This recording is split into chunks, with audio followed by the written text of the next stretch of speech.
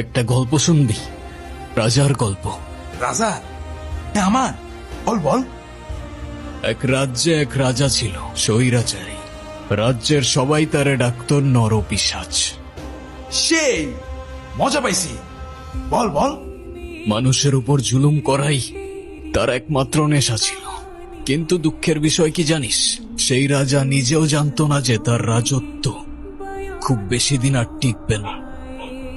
কারণ এই দুনিয়াতে সব স্বৈরাচারেরই পতন হয়।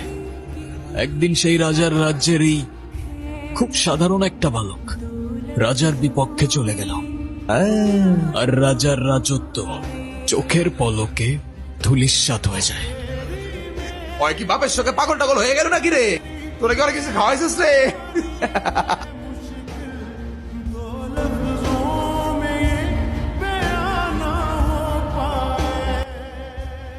বালকটা অনেক সাহসী ছিল, কিন্তু দুঃখের বিষয় হলো বালকটা রাজার কোনো লাউ চিনতে পারল না। বছরের পর তোমারে নদীর ধারে পাই, শ্বাস চলতেছিল, কেউ জানতো না, শুধু আমি জানতাম। তোমার শহরে পাঠাই দেই, জায়গায় নতুন পরিচয়ে বাঁচতে পারো। চলে তো যাবই কাকা, কিন্তু তার আগে অনেক হিসাব বাকি আছে। কিসের হিসাব?